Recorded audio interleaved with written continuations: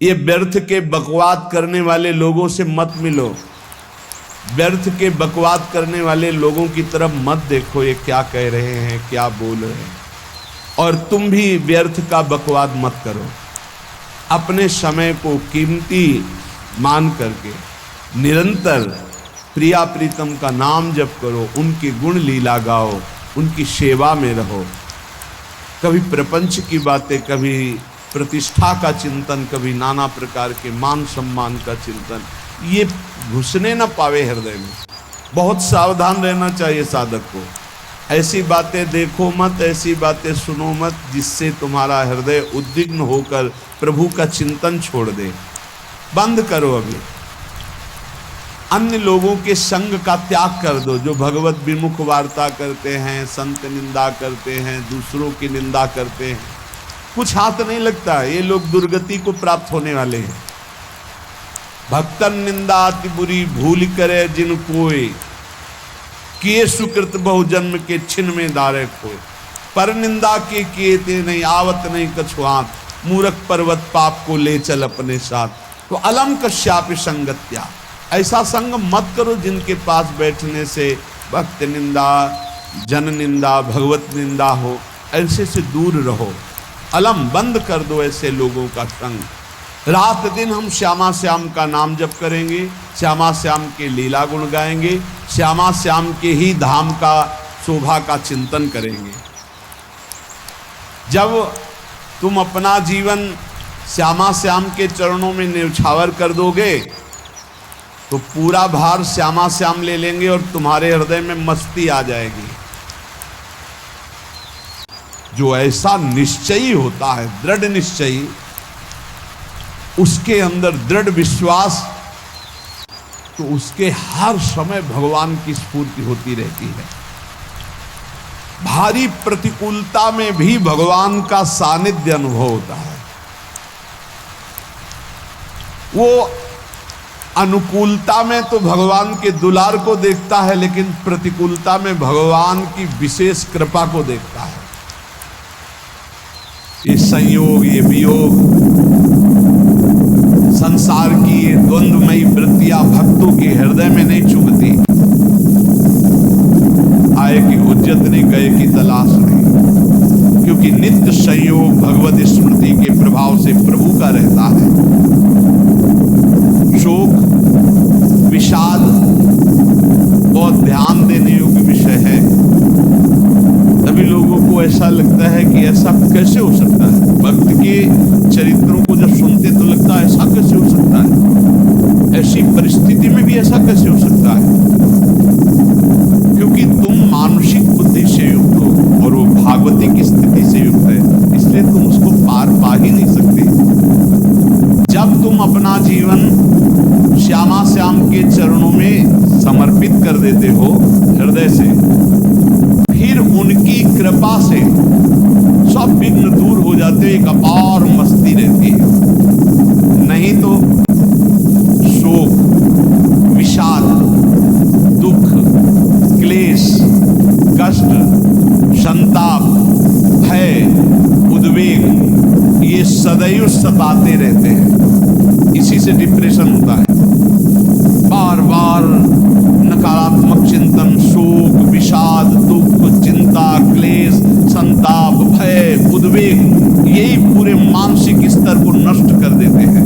उत्साहहीन जीवन हो जाता है। जब तुम श्यामा श्याम को समर्पित हो जाते हो तो ये सब प्रवेश भी नहीं करते, एक अपार मस्ती बनी रहती है। अब क्या होगा? श्यामा श्याम जो करेंगे वही होगा। श्यामा श्याम पता नहीं कैसा करे, नहीं, वो सदैव मंगल भवन है, वो जो करते महामंगल होता है। यह निश्चय उपासक के हृदय में आ जाना चाहिए। इसलिए अपना सारा मन, सारी बुद्धि, सारा जीवन, प्रत्येक श्वास प्रभु को अर्पण कर दो, फिर देखो तुम निहाल हो जाओगे।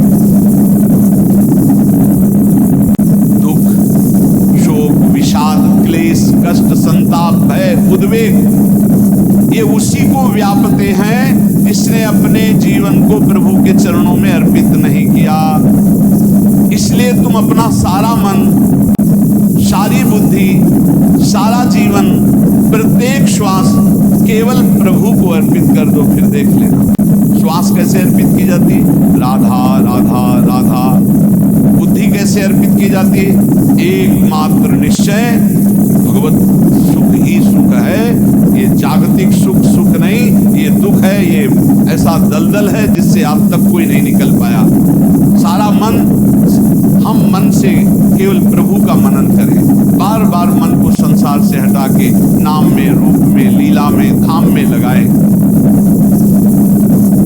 बहुत प्रसन्नता हो जाती है उस उपासक के हृदय में जो अपना मन बुद्धि प्रभु के चरणों में अर्पित कर देता। भगवान ने तो इसको बहुत उत्तम स्थिति बताया है कि मेरे से कभी वो अलग हो ही नहीं सकता यदि मन बुद्धि अर्पित कर दिया। मयि एव मन आधत्स्व मयि बुद्धिम निवेशय, तो निवश्य मयि एव अत ऊर्ध्वं न संशया। बिल्कुल संशय नहीं, वो मेरे में ही निवास करेगा जिसने मन और बुद्धि अपनी मेरे में अर्पित कर दी। बहुत प्रसन्नता रहेगी उस उपासक के जीवन में जो अपने आप को मन बुद्धि सहित प्रभु के चरणों में समर्पित कर दिया है। भगवान का आश्रय लेने वाले की पहचान है हर परिस्थिति में प्रसन्न रहना। देखो आप भगवद आश्रित हो कि नहीं, देखो अनुकूल परिस्थिति में तो सब प्रसन्न रहना, लेकिन प्रतिकूल परिस्थिति में प्रसन्न रहना ये भगवान के भक्तों का लक्षण है। हर परिस्थिति में प्रसन्न रहना ये भगवान के भक्तों का लक्षण है। आनंदगन भगवान का आश्रय मिलते ही आनंद छा जाता है हृदय में।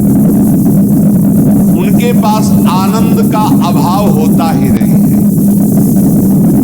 जैसे सूर्य का प्रकाश उदय होते ही सूर्य का प्रकाश संपूर्ण अंधकार को नष्ट कर देता है, ऐसे ही भगवान का संपूर्ण आश्रय लेते ही सब दुख चिंता शोक नष्ट हो जाते, आनंद ही आनंद।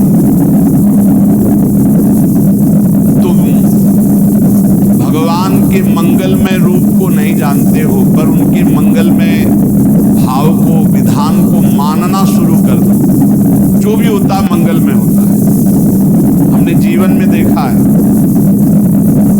अगर इधर कोई बहुत बड़ा सुख दिया तो देर नहीं लगेगी, 24 घंटे नहीं व्यतीत होंगे और ऐसे दुख दे देंगे, जिससे दोनों का समान भाव रख करके ना दुख में तुम भूलो प्रभु को, ना सुख में भूलो, सीधे भगवत मार्ग में चल। पूरे जीवन की बात देखा है, भगवान के मंगल विधान में सदा सर्वदा सुख ही सुख है। इस बात को मान के प्रसन्न हो जाओ।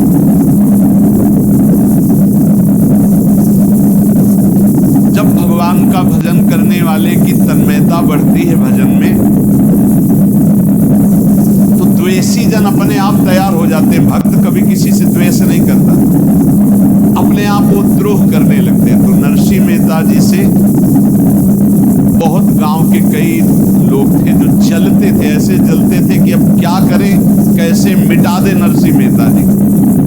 उपाय तो मिल नहीं रहा था। तो एक दिन संतों की मंडली आई और उन्होंने कहा कि हम रास्ते में कोई चोर आदि धन ना ले ले, इसलिए यहाँ से किसी की हुंडी चलती है क्या द्वारिका में? पहले ऐसा था।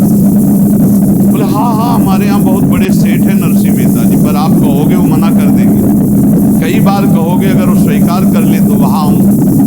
और उनका लक्ष्य था कि नरसिंह मेहता जी की तो खाने की भी सुविधा नहीं थी, हुंडी कहाँ की बात है। उनका था कि जब वो ना कहेंगे तो संत जन नाराज हो जाएंगे, अगर हाँ कह दिया तो वहाँ हुंडी चुकेगी नहीं, तो संत जन अपने आप इनको शाप दे देंगे, अपराध बन जाएगा, ये नष्ट हो जाएंगे। संतों को भेजा नरसिंह मेहता जी ने, सबकी दंडवत की, चरण पखाड़े। तो उनका ये इतना रुपया है, द्वारिका में साधु सेवा हम करेंगे, वहां तुम्हारी हुंडी चलती है, तो आप अरे उनका आप कहाँ भूल रहे हो, यहाँ खाने की भी व्यवस्था। बोले हमें सब पहले से बता दिया गया कि आप मना करोगे, बार बार मना मत करो, हमें पता है। तो उन्होंने ठाकुर जी की तरफ देखा, बोले क्या लीला है प्रभु, संतों से हम क्या कहें, ये ले रुपये। उस समय स्वर्ण की मोहरें चलती थी, बेच के बाजार से खूब उन संतों को पवाया, उन्हीं संतों की सेवा की। और उनका अपने सेठ का नाम तो बताओ जहां हमें जाके हुंडी मिलेगी। सेठ, सावल शाह सेठ। संत जन गए वहां, पूछा कि नरसिंह मेहता जी का जिन सेठ से परिचय, उनका नाम सावल शाह सेठ, उनकी गद्दी कहाँ है? तो जो कुछ भक्त थे वो द्वारिकाधीश की तरफ संकेत करते कि वही हैं। बोले नहीं नहीं, वो सेठ है, उनकी गद्दी चलती थी। पूरी बाजार में कहीं कोई। अब संत जन एकांत में होकर के बहुत विचलित हुए, क्या हमारे साथ धोखा हुआ? नरसिंह मेहता जैसा संत क्या धोखेबाज हो सकता है? देखो, संशय तो बहुत विचित्र होता है। बड़े बड़ों को संशय हो जाता है। जब भगवती सती जी को संशय हो गया, राम जी को, हे खग हे मृग हे मधुकर श्रेणी, ऐसा पूछते हुए कि सच्चिदानंद कैसे हो सकते, तो किसी को हो सकता है, क्योंकि वो बुद्धि की अधिष्ठात्री देवी है।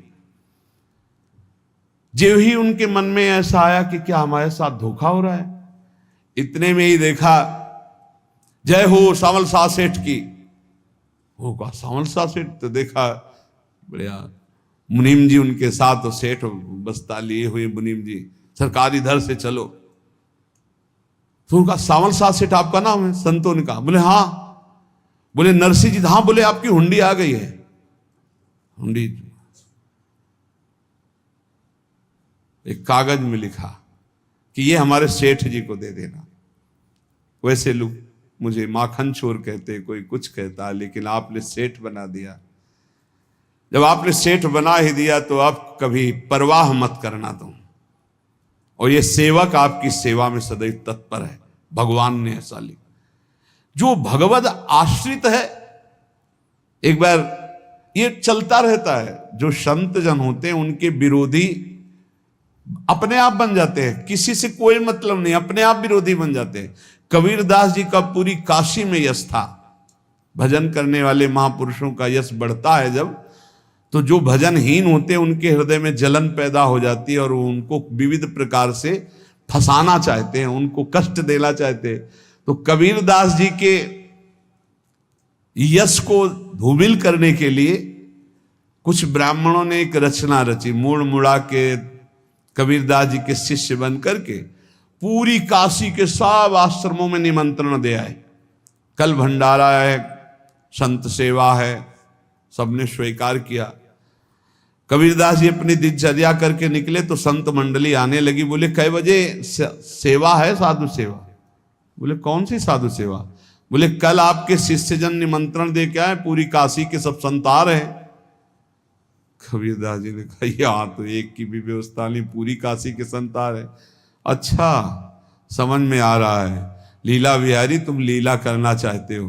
गए अपना निकल गए गंगा किनारे, एक झाऊ के नीचे बैठकर अपना भजन ध्यान में मगन है। 11-12 बजे तो उन्होंने देखा संतों की मंडली, काशी तो बहुत। कबीरदास जी ने देखा कि आश्रम की, तो बोले पता नहीं क्या होगा, चलो चलते हैं। तो ऐसे गमछा वस्त्र करके ऐसे डालकर मुंह ढक करके, वहां बड़ी बड़ी पंगत लगी थी। कबीरदास जी सबको पाओ जी पाओ। कबीरदास जी के रूप में स्वयं भगवान पाओ जी पाओ।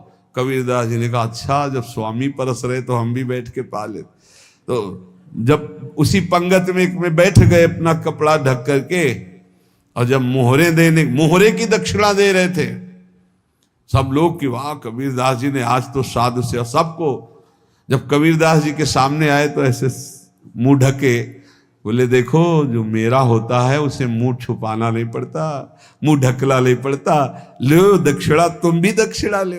कबीरदास जी को कबीरदास जी दक्षिणा दे रहे, और वो कबीरदास जी है भगवान, और ये पाले वाले कबीरदास जी है भगवान के जन। कभी भगवान अपने, अरे जमाने जोर लगा ले, कितना जोर लगाएगा, भक्त और भगवान का झंडा कभी न झुकने पाएगा। बिल्कुल चिंता शोक भय उद्वेग रहित जीवन भगवत आश्रित। तुम भगवान के मंगल विधान में सदा सर्वदा प्रसन्न रहो। अब ये विचार कर लो कि भगवान जो करेंगे तुम्हारा मंगल करेंगे। अब थोड़ा ऐसा बीच में लगता है कि अमंगल हो रहा है क्या, लेकिन पक्का समझो बहुत बड़ा मंगल उनका विधान होता है। बहुत ही उत्तम मंगल होता है भगवान के शरणागत का। भगवान हमारे विचारों वाले नहीं हैं, हमारे विचार प्राकृतिक है, भगवान के विचार चिदानंदमय हैं। वो अपने विचार से हमारा मंगल करते हो, हम अपने विचार से मंगल चाहते हैं। भगवान के विचार से मंगल ही हमारा होगा, इसलिए कभी हमको चिंता शोक भय नहीं करना चाहिए। भगवान की ओर से कभी तुम्हारे लिए ऐसा विधान नहीं होगा कि तुम दुखी हो जाओ, बस तुम्हारी सोच हो सकती है, उसका परिणाम बहुत मंगल होगा। जगत की ओर से निराश हो जाओ, किसी से आशा मत रखो, फिर आप देखो आपका जीवन कैसा आनंदमय व्यतीत होता है।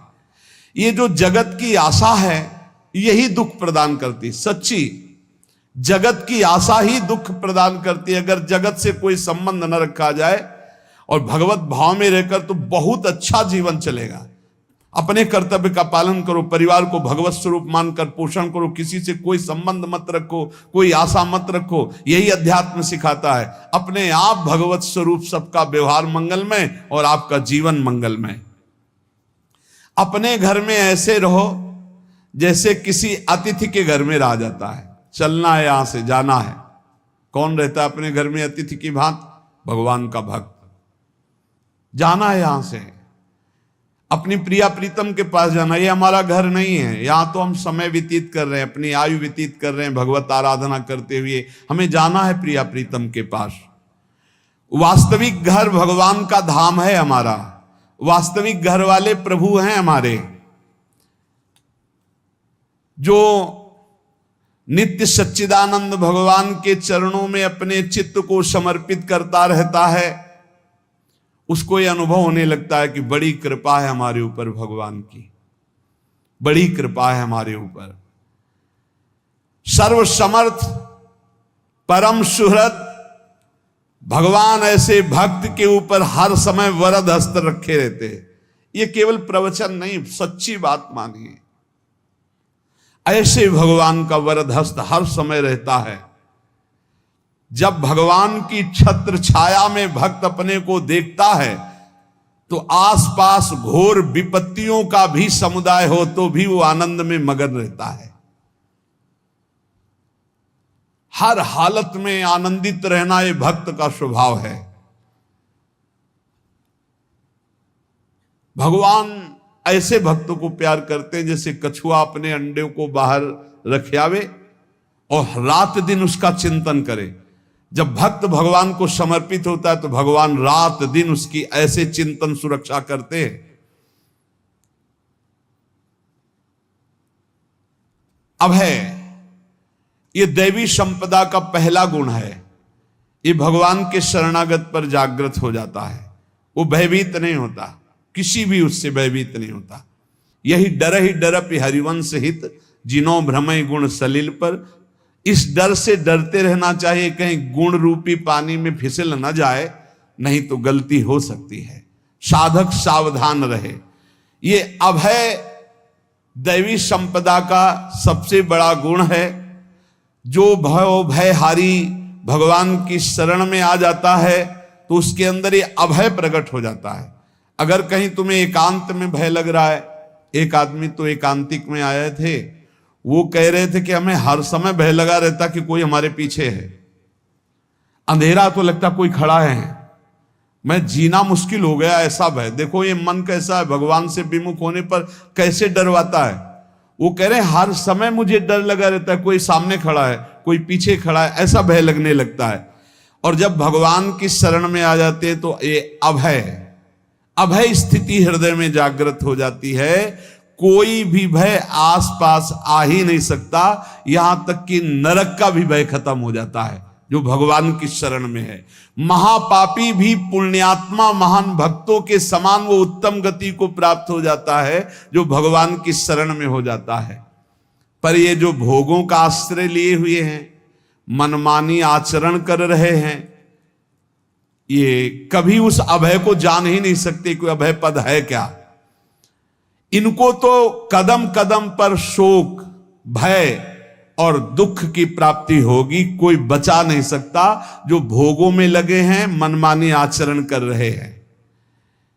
अगर निर्भय होना चाहते हो, परम सुखी होना चाहते हो, तो भगवान के शरणागत हो जाओ। सारे जगत को अभय दान देने वाले भगवान हैं। भगवान का एक प्रण है, मम पन शरणागत भयहारी। जो मेरी शरण में आ गया उसके भय का मैं नाश कर देता हूं। साधना में अवस्था मन की मानी जाती है कि आप कितने अच्छे साधक हैं। यदि आपका मन भगवदाकार है, हर समय भगवत चिंतन चल रहा है, आपके स्वप्न भागवतिक आ रहे हैं, आपके विचार भागवतिक हैं, तो आपकी अच्छी साधना हो रही है। और यदि आपके स्वप्न गंदे आ रहे हैं, क्योंकि स्वप्न में मन का ही सारा खेल होता है, और आपकी चिंतन वृत्ति वासनात्मक चल रही, तो अभी साधना का प्रभाव मन पे नहीं पड़ा है।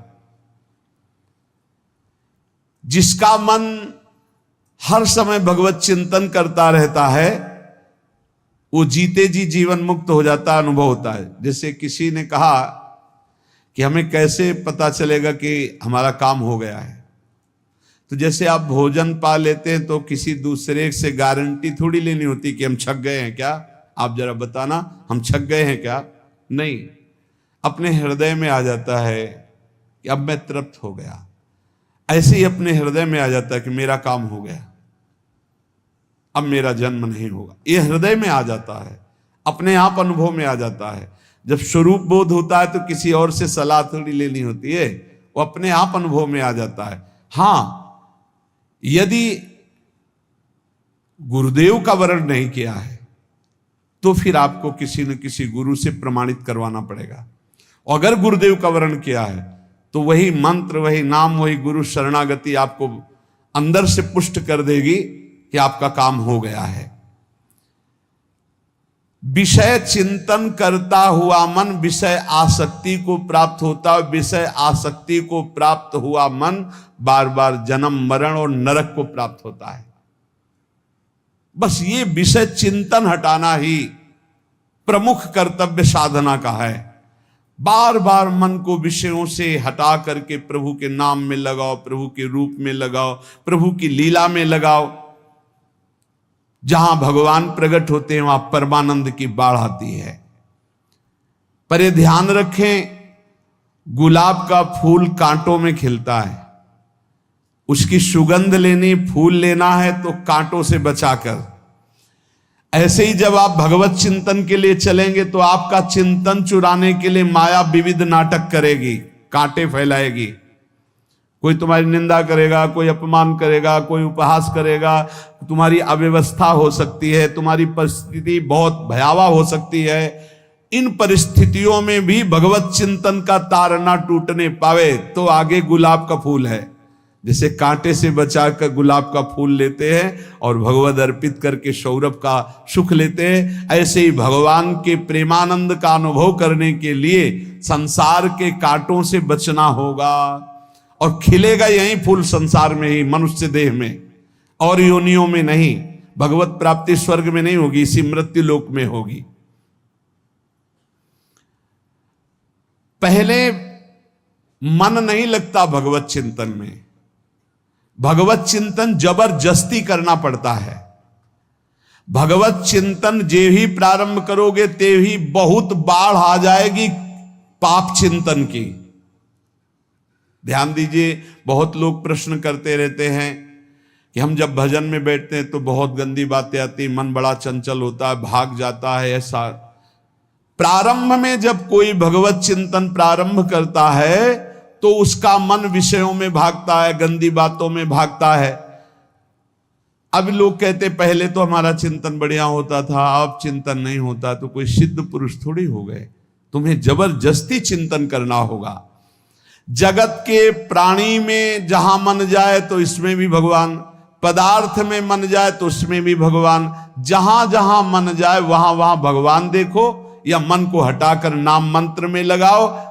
ऐसे भगवत स्मृति जागृत की जाती, बार बार प्रयास करना होता है। कई लोग ये प्रश्न करते हैं कि हमसे बड़े पाप हो गए तो क्या हमें भगवान की प्राप्ति हो जाएगी? तो यहां कह रहे हैं भगवान किसी के पूर्व जीवन को नहीं देखते हैं, वर्तमान के भजन को देखते हैं। पकड़ो इस बात को। अगर वर्तमान में आज आप सुधर गए हो, नाम जप कर रहे हो, तो आप भक्त हो। ये गीता जी में भगवान ने कहा, अपिचेत सुदुराचारो भजते माम अनन्य भाग साधुरेव समंतव्या सम्यक व्यवसिता। ऐसा बहुत दुराचारी पहले रहा है, बाद में उसके मन में आ गया कि भगवान के सिवा हमारा कोई कल्याण करने वाला नहीं, हमारा कोई नहीं, तो भगवान कहते हैं मैं उसे साधु ही मानता हूं, उसे साधु बना देता हूं। भगवान किसी के पूर्व जीवन को नहीं देखते। बहुत बढ़िया बात है। कल तक हम क्या करते रहे भगवान नहीं देखते, आज क्या कर रहे हो ये देखते हैं। यदि आज आप भजन में लग गए हो, अच्छे आचरण कर रहे हो, तो आपको भगवत प्राप्ति हो जाएगी। भगवान ये नहीं देखते कि पूर्व में पुण्यात्मा रहा है कि पापात्मा रहा है। भगवान वर्तमान में देखते कि मेरा भजन कर रहा है, बस इसी से कल्याण कर देते हैं। पकड़ो इस बात को, तो कभी प्रश्न नहीं उठेगा कि क्या हमको भी भगवत प्राप्ति हो सकती है क्या। हमारा मन यदि श्री भगवान को चाहने लगे तो श्री भगवान हमारे मन में ही आकर बस जाएंगे। भगवान की रूप माधुरी में मन डूबने लगेगा। यथार्थ सत्य, जो भगवान से थोड़ा भी प्यार करने लगे हैं, उनके हृदय में भगवान की उनकी भावना के अनुसार झलक आने लगी है। हृदय में प्रभु के आते ही अनंत जन्मों के संस्कारों का नाश हो जाता है। इसलिए तुम अपने पहले वाले घृणित जीवन को याद भी मत करो और उसको सोचकर जरा निराश भी मत हो। अमावस्या में घोर अंधकार रहता है, पर प्रातः काल में अंधकार नष्ट हो जाता है। ऐसे ही नाम का उच्चारण करते ही तुम्हारे जितने पाप अंधकार हो सब नष्ट हो जाएंगे। तुम चाहो कि एक क्षण भी प्रभु को ना भूलो। अब वर्तमान में ऐसी स्थिति बनाओ। जो प्रभु को नहीं भूलने की चाह करता है कि मुझे ऐसी स्थिति प्राप्त हो कि मैं कभी प्रभु को ना भूलूं, तो सच्ची मानो और कोई बात भगवान सुने ना सुने, ये बात जल्दी सुन लेते हैं। भजन की मांग करो तो बहुत जल्दी भगवान पूर्ण करते हो। भजन जिसका चलने लगा तो फिर लोकांतर के सारी रिद्धियां सिद्धियां सुख वैभव तो उसके चरणों में लौटते हैं। जब हम प्रभु से प्रभु का स्मरण न मांगकर भोग मांगते हैं, तभी हमारा भजन रुक जाता है, भजन नहीं चल पाता। यदि हम प्रभु से केवल भजन मांगे तो विश्वास करो ब्याज में सब हो जाएगा। मूल भजन तो आपका बचेगा ही, ब्याज में लोकांतर के भोग आपके चरणों में लुटते घूमेंगे। आप भजन करके तो देखो। अरे घिघियाने की जरूरत नहीं, किसी से मांगने की जरूरत नहीं, भजन करके देखो, सब ठीक हो जाएगा, सब अपने आप बन जाएगा। हम बहुत बड़ी भूल कर देते हैं कि थोड़ा भजन करके प्रभु से कुछ सांसारिक वस्तुएं, स्थितियां, परिस्थितियां बदलने की मांग कर लेते हैं, जिससे भजन छूट जाता है। प्रभु की स्मृति इतनी महान है कि जिन्होंने बैर भाव से प्रभु का स्मरण किया उनको भगवान की प्राप्ति हो गई। जैसे कंस आदि भगवान से बैर ही तो रखते थे, लेकिन भगवान की स्मृति रहती थी। स्मृति ने उनको भगवत प्राप्ति करा दी। स्मृति में महान सुख है, पर वो जब भक्ति रस से युक्त स्मृति होती तब माधुर्य रस, प्रेम रस का अनुभव होता है। कल्याण तो वैर भाव से स्मरण करने वालों को भी प्राप्त हो गया। यदि आप भक्त हो और ये चाहते हो कि आपकी भागवती की स्थिति बहुत जोर की हो, तो हम आपसे प्रार्थना करते हैं कि रोज प्रभु से एक ही बात मांगिए, मुझे अखंड स्मृति दीजिए। अर्जुन जी को पूरी गीता जी सुनने के बाद यही मिला, नष्टो मोहा स्मृति लब्ध्वा। स्मृति, प्रभु आप हम पे ऐसी कृपा कर दो कि हमारे हृदय में किसी और व्यक्ति, वस्तु, स्थान की स्मृति न रह जाए, केवल आपकी स्मृति रह जाए। ये चाह भगवान बहुत जल्दी पूर्ण कर देते हैं यदि उपासक हृदय से ये बात मांगे। भगवान की कृपा से ही ऐसा हो सकता है कि अखंड स्मृति ये कर्म फल से नहीं मिलती है। प्रभु के प्रति निर्भर होकर जो दैन्यता पूर्वक प्रभु से मांगता है और हर समय अभ्यास करता रहता है भगवत स्मरण का, उसको ये स्मृति मिलती है। और स्मृति मिल गई तो इससे बड़ी कोई स्थिति नहीं, हर समय भगवान का स्मरण। प्रभु से मन प्रतिपल नया नया स्वाद लेकर के आसक्त होता रहता है, नवम नवम। प्रभु कभी बासी नहीं होते।